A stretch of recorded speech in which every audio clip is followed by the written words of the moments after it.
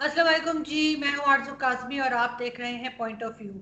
आज हम बात करेंगे ज़रा, जैसे आप लोग जानते ही हैं कि अगस्त का मंथ शुरू हो चुका है और वैसे तो आज ईद का दिन भी है, लेकिन आज हमने फिर भी सोचा कि हम एक रिकॉर्डिंग करें क्योंकि 5 अगस्त आ रही है और उसमें जो है हिंदुस्तान और पाकिस्तान दोनों तरफ कुछ ना कुछ एक्टिविटीज़ देखने में आ रही है। क्योंकि कश्मीर का अगर आपको याद हो तो 5 अगस्त को ही 370 हटाया गया था और तब से अब तक जो कुछ हंगामे होते रहे, जिस तरह की भी बातचीत चलती रही और जो टेंशन रही, वो सबको ही मालूम है। तो आज हम इस पे बात करेंगे। हमारे साथ हैं जी lieutenant general retired Amjad Shoaib साहब, जो कि डिफेंस एनालिस्ट भी हैं। बहुत शुक्रिया सर कि आपने ज्वाइन किया। सर, सबसे पहले मैं थोड़ा सा आपसे ये समझना चाहूंगी कि आखिर ये कश्मीर का मसला शुरू कहाँ से हुआ। एक चीज जो वसतुल्ला खान साहब जो डॉन से शो करते हैं, डॉन टीवी से जरा हटके, उनका मैं एक स्टेटमेंट पढ़ रही थी कुछ अरसे पहले। उन्होंने कहा कि अगर किसी चीज को बीच में से काटा जाए तो वो एक ही टाइम पे दो हिस्से होते हैं उसके। तो उन्होंने कहा कि जब पार्टीशन हुआ था तो ये कैसे हुआ है कि एक मुल्क 14 अगस्त को बना है और एक जो है वो 15 अगस्त को बनाया जाता है। इस चीज को भी थोड़ा सा आप बताइएगा कि क्या क्या मतलब है उनका इस बात से। और सबसे पहले सर ये कि कश्मीर का ये इशू आखिर शुरू कैसे हुआ, इतने सालों में हम क्यों किसी नतीजे पे नहीं पहुंचे। बिस्मिल्लाहिर्रहमानिर्रहीम। देखिए, पहले तो अगस्त वाली बात कर लेते हैं। 14 अगस्त और 15 अगस्त, ये मैं बड़ा हैरान हूं कि वसुतुल्ला खान एक पढ़े लिखे और काफी उनको अ, जिस तरह का नाम है उसी तरह इल्म की वसत भी है उनकी, लेकिन वो अजीब सी उन्होंने बात की। हुआ ये था कि 14 अगस्त को ही मुल्क इंडिया तकसीम हुआ और पार्टीशन में दोनों मुल्क अलग-अलग बने।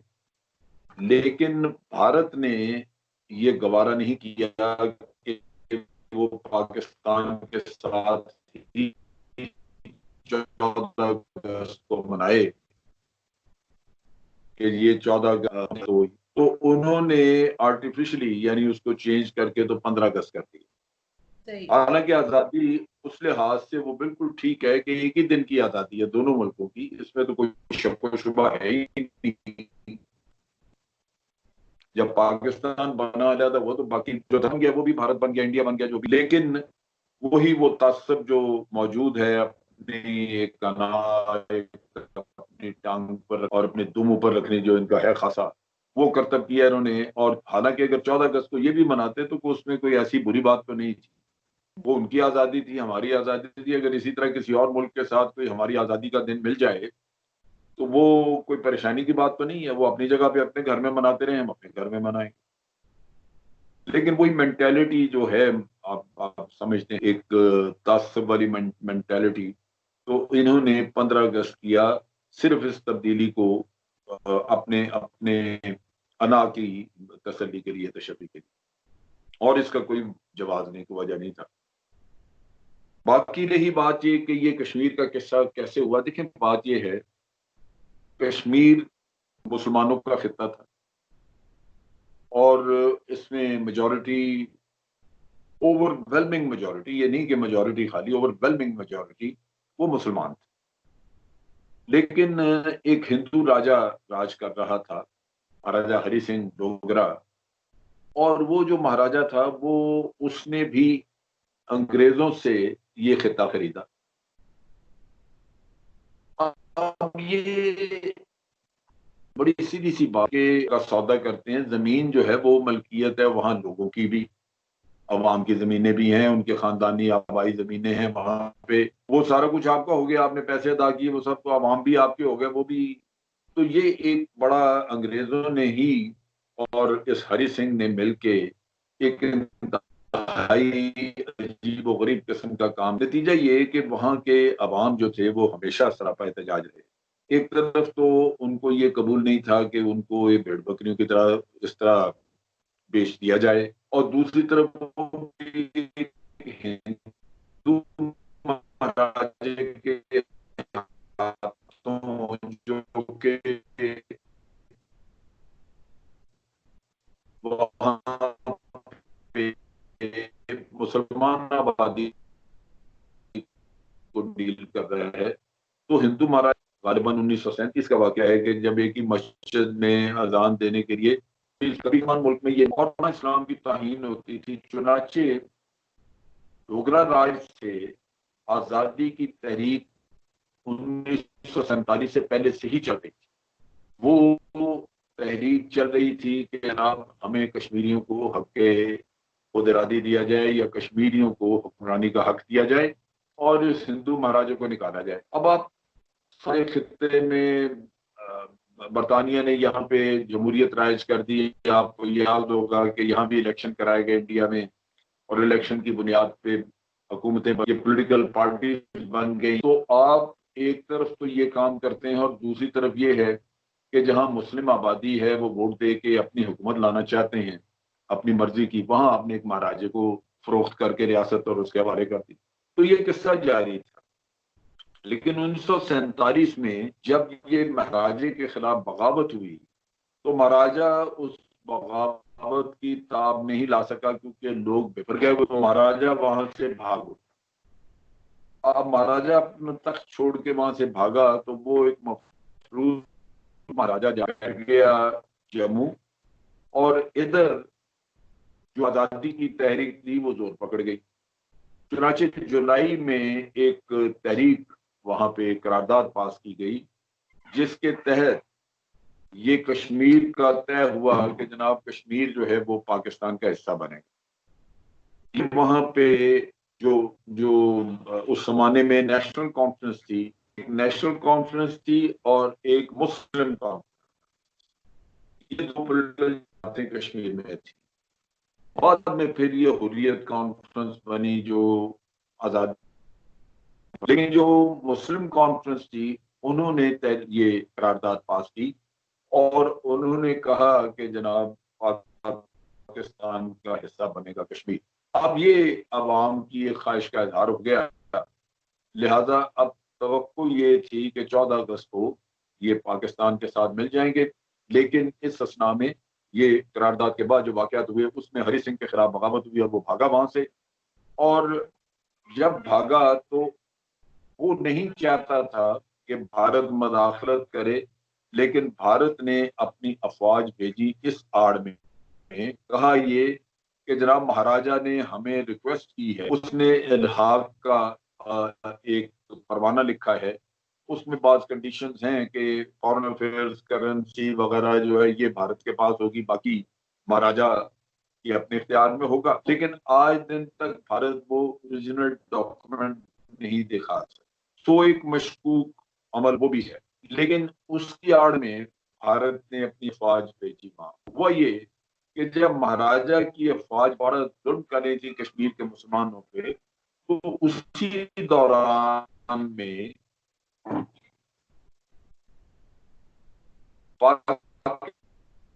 पाकिस्तान से कबायली इलाकों के, खासतौर पे वजीरिस्तान के करने के था, तो भारत ने मौका समझा, वो फौज आ गई भारत के। अरे सर आपकी ऑडियो थोड़ी सी बात है, कबायलियों के पास तो सवाए पुरानी पुरानी पुरानी राइफलों के अलावा तो कबायलियों के पास कोई खास चीज थी नहीं। लिहाजा पाकिस्तान ने फैसला किया कि पाकिस्तान की अफवाज जो हैं वो भारत की पेशकदमी चुनाचे वो पेशकदमी रोकने के लिए जब आगे बढ़ी तो ये आजाद कश्मीर का इलाका जो है ये हमारे कब्जे में रहा। ये उस वक्त तक कब्जे में था आया जब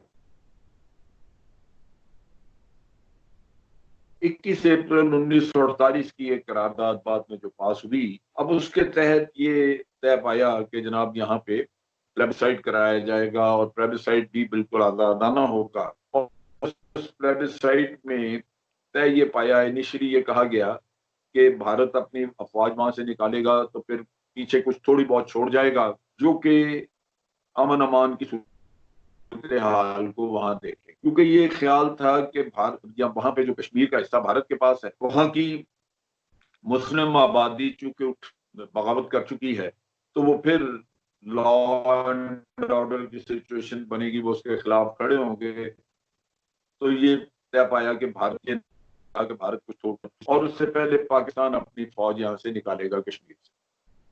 लेकिन जब पाकिस्तान ने एतराज किया कि ये ऐसे नहीं हो सकता, फौज दोनों की इकट्ठे जानी चाहिए, तो फिर ये तस्लीम कर लिया गया कि अब फौज जो है दोनों मुल्कों की एक ही वक्त में वहां से निकलेंगे। और जो जो जो प्लेबिसाइड का अमल है वो यूनाइटेड नेशन अपनी सुपरविजन में कराएगा, और उसके लिए वो जो भी दोनों साइड्स को कबूल होंगे लोग, उनकी मदद से होगी। यानी कश्मीर के लीडर हैं तो सारी मशीनरी को यूनाइटेड नेशन लुक आफ्टर करे। अब ये वो चीज है जो कि इम्प्लीमेंट होनी थी, लेकिन भारत मुख्तलिफ बहाने लेता रहा। आज भी भारत के लीडर कहते हैं कि जनाब पहले तो पाकिस्तान को फौज निकालनी चाहिए थी, पाकिस्तान ने नहीं निकाली।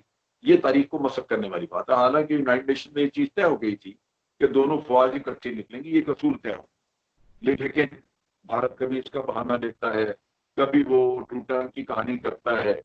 नतीजा ये कि वो सारी करारदादें अपनी जगह पे हैं, लेकिन मुख्तलिफ वक्तों पे कभी कभार थोड़ी बहुत बात होती रही। नेहरू भी आया, कराची आए विजिट पे, यहाँ लियाकत अली खान के साथ उनकी बातचीत हुई, कराची का एक मायदा हुआ तय पाया, तो इसमें फिर आदा किया गया कि ये कश्मीर का मसला जो है वो कश्मीर के अवाम की ख्वाहिशात के मुताबिक हल किया जाएगा। लेकिन ये मुख्तलिफ वक्तों पे जो आप वादे करते रहे, नेहरू से कई दफा इंटरव्यू भी हुए, पूछा, और उन्होंने हमेशा कहा कि ये जो जो मसला है ये होगा हल, लेकिन कश्मीरियों की इस रसवार राय के मुताबिक। लेकिन ये चूंकि एक ढोंग था, झूठ था, अंदर से फ्रॉड था, और दुनिया की आंखों में धूल झोंकनी थी। भारत जब यूनाइटेड नेशन में गया तो उसका ख्याल ये था कि शायद उसकी बात मान ली जाएगी और पाकिस्तान को कहा जाएगा कि यहाँ से निकलें, लेकिन ये ना हुआ, क्योंकि दुनिया जमहूरियत पे यकीन रखती थी। तो जबरदस्ती का कब्जा या एक हिंदू राजे का एक कागज अगर लिख के दिया भी है तो उसका कह देना कि जनाब ये आप दे दें, तो वो तो नहीं हो सकता था। तो इसके बाद भारत की जब तवक्कुआत के खिलाफ फैसला हो गया तो फिर उन्होंने लैतुलाल करना शुरू किया। अब सूरत हाल ये है कि उसके बाद आ गया हमारा 71 की जंग आ गई। 71 की जंग दर हकीकत मशरकी पाकिस्तान की वजह से थी, उसका कश्मीर से ताल्लुक नहीं था, लेकिन भारत ने उसको कश्मीर से जोड़ा। और जब शिमला एग्रीमेंट हुआ तो उसमें ये शिक तय हो गई कि जनाब कश्मीर के ऊपर जो यूनाइटेड नेशन की करारदादें हैं वो तो वही रहेंगी, उसी तरह रहेंगी। उनके होते हुए फिर भी ये मसला जो है ये दोनों मुल्क आपस में बातचीत के जरिए तय करें। यानी दूसरे लफ्जों में इसको कुछ बायलैटरल रंग दे दिया गया कि दोनों मुल्क मिलकर बातचीत करके इसको हल करें। लेकिन ये भारत के लिए आसान हो गया कि पाकिस्तान को टालता रहे, कभी किसी बहाने बातचीत आगे नहीं बढ़ पड़ी। फिर ये दहशतगर्दी का ड्रामा उन्होंने रचा लिया और दहशतगर्दी का नाम ले लेके कुस्तो शरीफ से फरार हासिल किया, और आज दिन तक यही बहाना चलता रहा। जबकि पिछले साल 5 अगस्त को बिल आखिर भारत ने इसको आर्टिकल 370 के जरिए जो कश्मीर को खसूसी हकूक हासिल थे, खसूसी हैसियत हासिल थी, वो सल्ब कर दी, वो खत्म कर दी। 370 आर्टिकल 370 खत्म कर दिया। 35A शहरियत का दाता था वो खत्म कर दिया और नया शहरियत का कानून बना दिया, जिससे ये था कि जनाब कश्मीर की मुसलमान आबादी जो है उसको अक्सरियत से अक़लियत में कन्वर्ट कर दिया जाए, और डेमोग्राफिक तब्दीली के लिए बाहर से हिंदू आबादी को ला के आबाद किया जाए। तो उसका प्रोसेस शुरू है। तो अभी इन्होंने तकरीबन 1 महीने के अंदर अंदर 4 लाख लोगों को ये इशू किए हैं, वहां के शहरियत इशू की। अब अगर इसी तरह ये करते रहें तो 80 लाख वहां पे मुसलमान हैं, तो ये 20 महीने लगते हैं। अगर 4-4 लाख हर महीने इशू करें तो 20 महीने में वहां पे शहरियत के हिसाब से उतनी ही आबादी हो जाएगी जितनी के मुसलमानों की है। और फिर अगर उससे कुछ बढ़ जाती है और 2-4-6 महीने में तो अक्सरियत हिंदू की हो गई। अब इन हालात में वहां पे शहरियत का जब आप किसी को परवाना दे देते हैं तो इसका मतलब है कि उसको वोट का हक दे दिया। ये जरूरी नहीं है कि जाके वहां रहे, वो रिहाइश दिल्ली में रखेगा लेकिन उसकी शहरियत यहाँ की बना दी। तो ये इन्होंने एक बड़ा बड़ा खौफनाक किस्म का खेल खेला है जो रेजिस्ट करने की जरूरत है। लिहाजा आज वहां पे 4 लाख, हो सकता है 1 करोड़ लोग ऐसे हों जिनके पास कश्मीर की शरीयत का फर्मा, और वो ले लेके फिरें, और जब वोटिंग का मसला आए तो हुकूमत उनको अपने इंतजाम के तहत उठा के कश्मीर में लेके जाए, वोट वहां पे उनसे डलवाए और खत्म। उसके बाद जो हुकूमत होगी वो वहां पे बीजेपी की या हिंदू हुकूमत होगी, और मुसलमान जो हैं जो होंगे अकलियत में तब्दील हो जाएंगे, उनको तो हुकूमत मिल नहीं सकेगी। इसी तरह ये सारी चीजें अगर आप देखें तो ये वायलेशन है यूनाइटेड नेशन की करारदाद। पहली बात यह है कि यूनाइटेड नेशन की करारदादें जो हैं उसमें इलाके का फैसला होना कि वो पाकिस्तान, वो तो इस्तिस्वाब राय से होना था, लेकिन आपने उस करारदाद को ताखुरे इतना नहीं रखा, उस पे ऊपर अमल नहीं किया और यूनिलेटरली लेकिन उसको यूनियन टेरिटरी बना के भारत में शामिल कर दी। तो ये तो पहली उन्होंने यूनिलेटरल काम किया। दूसरा उन्होंने ये गलत किया कि जो डिस्प्यूटेड टेरिटरी है उसमें यूनाइटेड नेशन के कवानीन के तहत और इन करारदादों के तहत आप आबादी का तनासब नहीं, क्योंकि अगर आबादी बदले तो फिर वो डिस्प्यूट जो है वो सारा उसमें एक तरह की आपने लिहाजा ये हो नहीं सकता। तो वो भी इन्होंने वायलेशन की कि वहां पे शरीयत का नया कानून बना के तो वहां आबादी का तनासब बदल रहा है, तो ये भी गलत हो गया। तीसरी बात है वहां पे ह्यूमन राइट्स का इशू, जो कि वहां पे बहुत ज्यादा लोगों को तकलीफ पहुंचाई जा रही है, औरतों को, मर्दों, बच्चे बीमार हैं, डॉक्टर नहीं मिल रहे। आप छोड़कर 10 लाख के करीब वहां पे मुसल्लह अफवाज है, फौज है, बॉर्डर सिक्योरिटी फोर्स है, पुलिस है वहां, और उस जबर और तशद्दुद में लोग बेचारे उनका दम, तो ये सूरत हाल बना के रख दी है भारत ने वहां पे। और चूंकि उसके ऊपर इंटरनेशनल प्रेशर इस वक्त नहीं है, तो लाजमी बात है कि वो बाकी चीजों की तो इखलाकियात हो, कानून हो, आइन हो या यूनाइटेड नेशन का चार्टर हो, वो इन चीजों की फिर परवाह नहीं करता। तो ये आज मसला है जहां पे हम खड़े हैं। जी, मुझे एक चीज बताइए सर कि 5 तारीख को यहाँ पे हम मना रहे हैं यौम इस्तेसाल, गवर्नमेंट ने अनाउंस किया है। उसके बाद कश्मीर हाईवे को का नाम जो है वो श्रीनगर हाईवे रखा जा रहा है। और इसी तरह की जो जो कुछ भी 5 तारीख को यहाँ पे गवर्नमेंट तकरीब कर रही है या जिसके थक किस्म का भी प्रोटेस्ट कर रही है, एक तो उससे फर्क क्या पड़ेगा? कश्मीर हाईवे का नाम श्रीनगर हाईवे रख देने से क्या होगा? ऐसे तो इस्लामाबाद का नाम दिल्ली रख दें, फर्क तो कोई नहीं पड़ने वाला। तो उससे, और दूसरी बात जो आप कह रहे थे आबादी वहां पे चली है, तो ये सर एक मिनट कंप्लीट कर लूं मैं, एक सेकंड, कि ये एलिगेशन इंडिया भी पाकिस्तान पे लगाता है कि जो आज़ाद कश्मीर है वहां से उनका कहना है कि जी कश्मीरी तो कोई रहा नहीं है, और इन्होंने मुख्तलिफ जगह से ला के लोगों को यहाँ पे बसा दिया है जिनको कश्मीरी बोलनी नहीं आती, कश्मीरी कल्चर के नहीं है, कश्मीर का कुछ पता नहीं है। ये एलिगेशन पाकिस्तान के ऊपर भारत की तरफ से अक्सर लगता रहता है, तो इसके बारे में आप क्या कहेंगे? देखिए ये भारत बिल्कुल गलत कह रहा है। जो आजाद कश्मीर का इलाका है, यहाँ के रहने वाले लोगों को खुली इजाजत है कि वो पाकिस्तान में जहां जी चाहे जायदाद ले लें, जमीन खरीद लें, जहां चाहे जॉब कर लें। आजाद कश्मीर के शहरी हैं लेकिन कारोबार लाहौर में करें, जहां जी चाहे जाएं, जायदाद लें या वहां पे तालीम हासिल करें या कारोबार अपना खोल लें।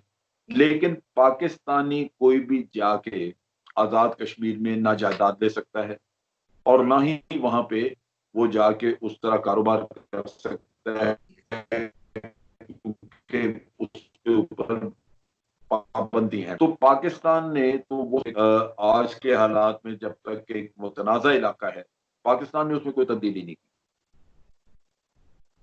फिर पाकिस्तान ने इनके लोगों को नेशनल असेंबली में या अपनी सेंट्रल कैबिनेट में कोई जगह नहीं दी। हमारी जो नेशनल, इसी वजह से कि हम उसको एक सेपरेट एंटिटी रख के बैठे। लेकिन भारत में तो बहुत अरसे से ये कश्मीर के लोगों को कांग्रेस में भी है, सैफुद्दीन सोच का आप देख लें, इवन फारूक कर रहे हैं, तो वहां तो बहुत अरसे से ये वायलेशन थी, लेकिन अब तो बिल्कुल खुला काम है। पाकिस्तान ने इनको एक खसूसी हैसियत दे के रखी हुई है। आज अगर मैं चाहूं कि वहां जाके एक प्लॉट लेके, तो मैं नहीं कर सकता, ताकि कश्मीरियों की अपनी जो आबादी है, उनकी डेमोग्राफी है, वो मौजूद रहे, वो बदले। तो ये चीज जो है ये वहां पे कश्मीर, आजाद कश्मीर में है मौजूद और हेल्ड कश्मीर में, इंडियन कश्मीर में ये होनी चाहिए थी, ये नहीं है। तो इंडिया का इल्जाम गलत है, मैं तो उससे तस्लीम नहीं करता। सही, बिल्कुल। लेकिन सर जो हम लोग कर रहे हैं, 5 तारीख को जो हमारे यहाँ एक तरह का यौम एहतसाल मनाया जा रहा है, और उसके अलावा अब जो जैसे मैंने कहा कि कश्मीर हाईवे का नाम बदल के श्रीनगर हाईवे रख दिया जा रहा है, तो इससे कोई फर्क पड़ने वाला है? आपको लगता है इससे कुछ होगा? नहीं, ये इतना नहीं। एक्चुअली जो जरूरत होती है जिस बात की, वो ये है कि हुकूमत की बजाय जो पॉलिटिकल पार्टीज हैं वो अपना इजहार करें इसके ऊपर गम गुस्से का। और वो पहले होता था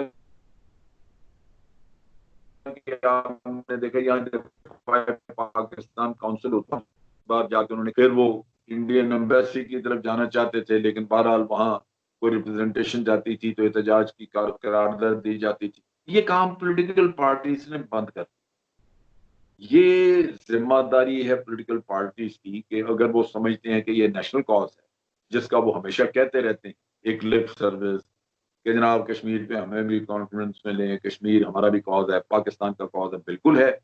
लेकिन फिर पॉलिटिकल पार्टीज को इसके ऊपर ये अपने गमो गुस्से का इजहार करना चाहिए। जहां तक हुकूमत का ताल्लुक है, हुकूमत से तवक्को की जाती है कि वो ऑफिशियल लेवल पे जो पॉलिटिशियन नहीं कर सकते, क्योंकि वो हुकूमत ने, इनका काम ये था कि ये एक फोकल पर्सन कश्मीर का मुकर्रर करते, जिस तरह आपने अफगानिस्तान के लिए मोहम्मद सादिक साहब को किया ना, तो इनके लिए भी आप कर दें।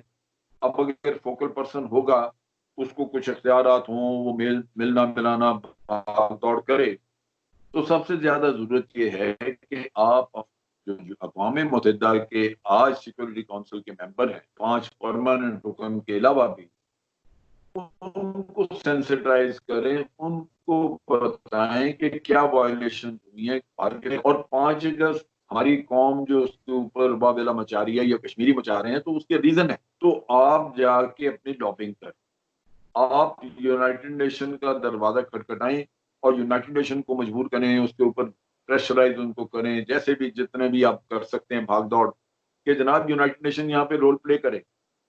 हमें दुनिया को ये बताना होगा कि एक वक्त था कि शिमला मुआहदे के तहत हम 2 तरफा बातचीत के पाबंद जब करना चाहते थे कि ये एक माहदा मौजूद है, लेकिन जिस दिन से भारत ने यूनियन टेरिटरी बनाई और कश्मीर 70 खत्म करके एक यूनिलेटरल कदम उठा लिया, तो अब वो बायलेटरल वाला कैसा तो खत्म हो गया। अब यूनाइटेड नेशन ने ही इसमें एक कोशिश करनी है और यूनाइटेड नेशन को आगे बढ़ना होगा। यूनाइटेड नेशन ने यहाँ पे ऑब्जर्वर रखे हुए हैं, पीस कीपिंग फोर्स रखी हुई है, उस पर इतना खर्चा होता है किस लिए? 200 साल आगे और रखते रहेंगे, इसी तरह झगड़ा चलता रहे। भाई यूनाइटेड नेशन ने जो पीस कीपिंग रखी हुई है, एक तो ये कि LOC की मॉनिटरिंग करे, वो भारत जाने नहीं देता उन लोगों को। तो पाकिस्तान को ये इशू जो है बड़े शब्दों से उठाना चाहिए कि जनाब वायलेशन होती हैं, सीज फायर वायलेशन, उसमें सिविलियन नुकसान होता है, मारे जाते हैं लोग। तो यूनाइटेड नेशन के ऑब्जर्वर किस बात के हैं, किस काम के हैं, वो आके तो वहां पे अमन करवाएं, या ये कि कम से कम इल्जाम तो बताएं, तहकीक करके किसने, तो उसको फिर इंटरनेशनल कम्युनिटी सरजनिश करे। तो ये यूनाइटेड नेशन का जो रोल है, उसके लिए हुकूमत को कोशिश करनी है कि इंटरनेशनल प्रेशर बिल्डअप करने के लिए। हमने तो अपना कॉन्स्टिट्यूशन अमेंड किया है, हमारा इंटरनल मामला है, ये दुनिया को बताना होगा जाके कि ये इनका ये किस्सा कुछ और है। लेकिन तो ये मैं, सर जी मुझे जी एक चीज जी, और बताइए कि हमेशा से भारत जो है, बल्कि अक्सर कुछ कंट्रीज और भी पाकिस्तान के ऊपर टेरर फंडिंग के हवाले से इल्जाम लगाते रहते हैं। वो कहते हैं कि जी जो उसामा बिन लादेन था वो पाकिस्तान से मिला।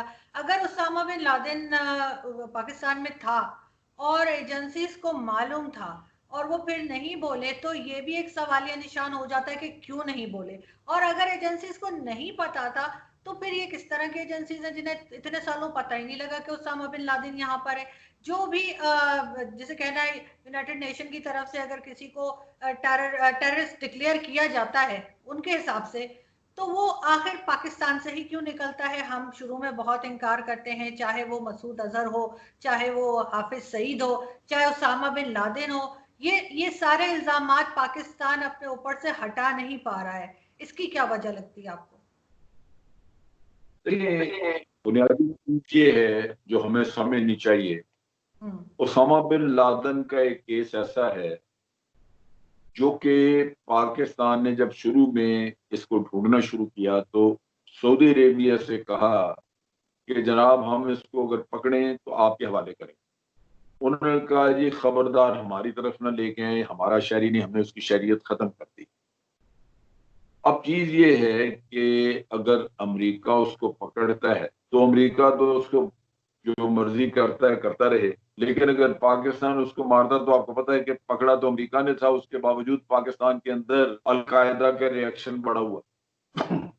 तो हो सकता है कि हमारा फोकस उधर इतना नहीं, लेकिन ये भारत में कल को बम को क्या हुआ तो उनकी इंटेलिजेंस सो रही थी। जब अमेरिका में 2 साल ट्रेनिंग लेके 2 साल वो 9/11 का जिन पायलट्स ने किया, वो 2-2 साल उन्होंने ट्रेनिंग ली इन जहाजों पे, तो CIA जो है वो सोई हुई थी।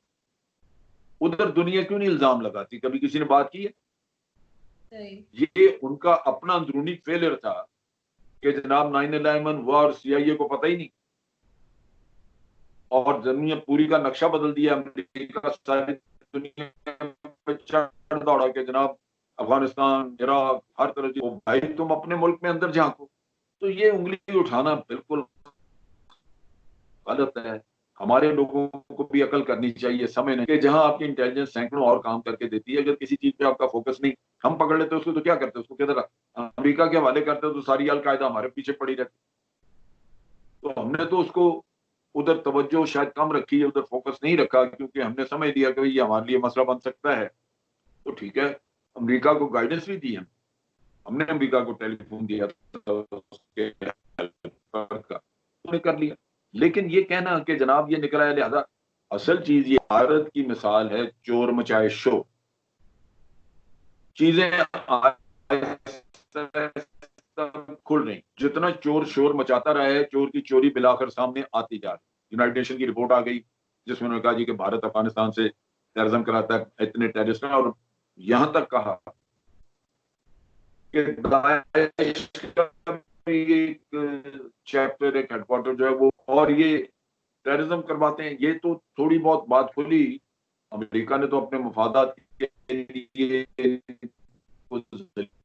लिए किया, वरना रिसेंटली जो उन्होंने अफगानिस्तान में 2 काम कराए, सिखों के गुरुद्वारे पे इन्होंने हमला करवाया, वो इनका मकसद था कि सिखों के साथ पाकिस्तान के ताल्लुकात खराब करा दिए जाएं।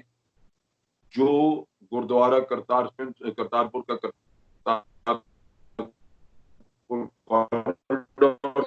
खोलने से जो ताल्लुकात या जो उन्होंने अफगानिस्तान में सिखों के गुरुद्वारे पे हमला करा के पाकिस्तान पे नाम लगा दिया।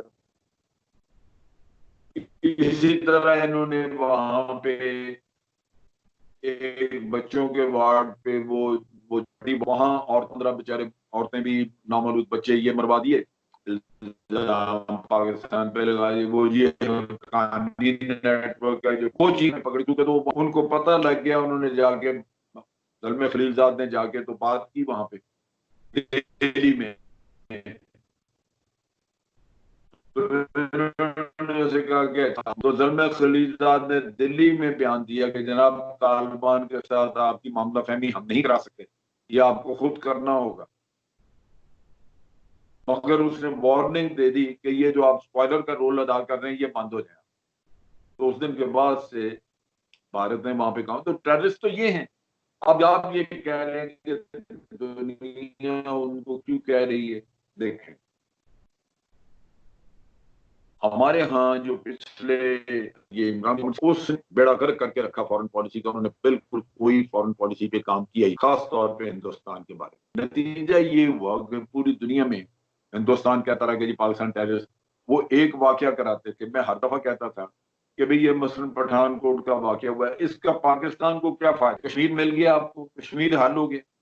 और अगर इसका फायदा है तो भारत को है, क्योंकि भारत मुज़ाकरात से भाग जाता है। वो मुज़ाकरात से बचने के लिए और पाकिस्तान को टेररिस्ट स्टेट डिक्लेयर कराने के लिए, जो उन्होंने बार बार वाज़ेह कहा कि हम पाकिस्तान को आइसोलेट करेंगे, तो ये काम तो फायदा भारत को दे रहा, पाकिस्तान को तो नहीं दे रहा। दूसरी बात जो सोचने की है, दूसरी बात जो सोचने की थी वो ये थी कि आईएसआई एक बहुत बड़ी इंटेलिजेंस एजेंसी है। उसके ये सोचना कि उसके पास भारत में कोई ऐसे एसेट नहीं कि जिससे वो भारत में कुछ कराना चाहे तो करा लेंगे, तो उनको पाकिस्तान से भेजने, ये कौन करता है?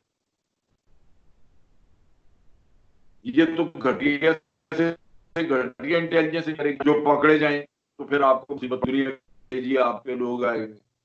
तो ये आप तवक्को करते हैं कि आईएसआई ये काम करेगी? जिस आईएसआई ने आपको हर इंफॉर्मेशन भारत से लेके देनी है, जिस आईएसआई का नेटवर्क वहां पे है, उसको यहां से भेजने की क्या जरूरत है? तो आप सारे हम मिलके एक राग लाते कपड़े सारे दिन। तो खराबी यहां थी कि हमने अपना दिफा किए।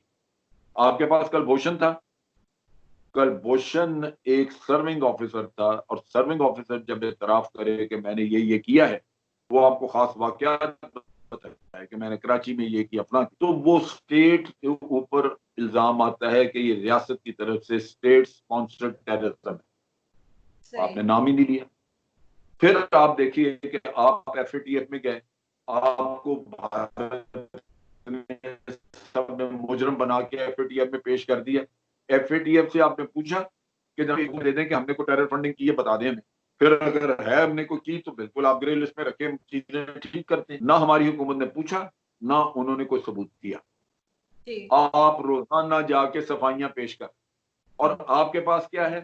कलभूषण ने सारा एतराफ किया कि मैंने $40,000 बलोचों को यहां दिए दहशतगर्दी कराने के लिए, इतने मैंने कराची में एमक्यूएम को दिए ये काम कराने के लिए।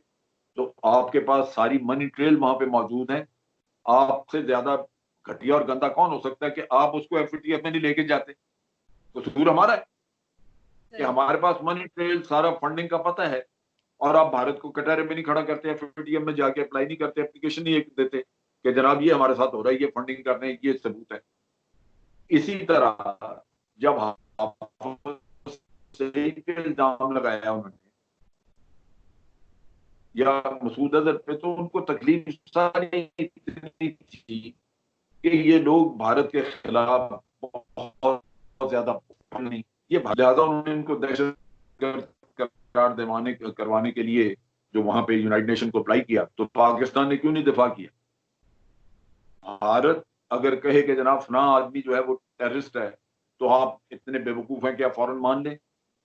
आपको चाहिए था कि जी हमें टेररिज्म के सबूत दिए जाएं। बिल्कुल। लेकिन कोई सबूत नहीं आया।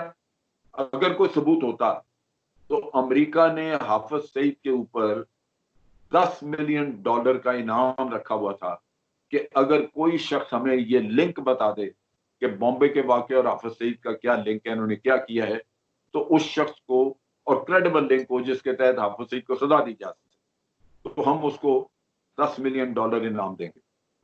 आज दिन तक वो इनाम भी वहीं पड़ा हुआ है और कोई सबूत भी नहीं आ सका। अगर कोई चीज होती तो चलो इनाम लेने के लिए ये कोई सबूत ले आता आगे, अगर वाकई कुछ होता। तो ये हुकूमत है हमारी जो नवाज शरीफ साहब की थी, इन्होंने दिफा नहीं किया, इन्होंने ये बात वहां नहीं की। ये तो उल्टा वो लोग हैं जिन्होंने कहना शुरू किया कि जी हाँ हमें क्या बॉम्बे में ये लोग भेजने चाहिए थे। तुम्हें शर्म आनी चाहिए भाई, तुम्हारी इंटेलिजेंस एजेंसी ये काम करेगी कि बॉम्बे में भेजने चाहिए थे? जब इंटेलिजेंस एजेंसी के पास बॉम्बे में सब कुछ है तो उसको यहां से भेजने की क्या जरूरत है? तो ये वो दुख है, ये इसमें भारत का कमाल नहीं है, इसमें कमाल और हमाकत और जिल्लत है हमारे अपने लोग। बिल्कुल, जिन्होंने गलत इंप्रेशन दिया सारी दुनिया को, क्या पाकिस्तान में भी जो लोग रहते हैं वो भी यही समझ रहे हैं कि जो वो सुन रहे हैं वही सही है, इनके ऊपर किसी का ध्यान ही नहीं जाता। यहाँ पे मैं बहुत शुक्रिया अदा करना चाहूंगी सर कि आपने ज्वाइन किया, थैंक यू सो मच। और आई होप कि हम आगे भी इस तरह से, ताकि हमारी जो नई जनरेशन है, जो हमारे नए स्टूडेंट्स आ रहे हो, कम से कम अपनी बात को, अपनी हिस्ट्री को तो समझे, अपनी जो सिचुएशन है अभी की वो भी हमें गलत समझ आ रही है। मेरे समय मैं भी यही अभी तक सोच रही थी कि पता नहीं ये FATF में हम क्यों हैं और क्यों टेरर फंडिंग के हवाले से, और कोई इस पे कोई क्लैरिफिकेशन गवर्नमेंट की तरफ से नहीं आती, कि जा जाके बस माफिया मांगते रहते हैं और मजीद केस को खराब करते हैं। किसी तरफ से ये बात नहीं आती जो आज आपने कही है। बहुत शुक्रिया sir, thank you so much. चलें जी।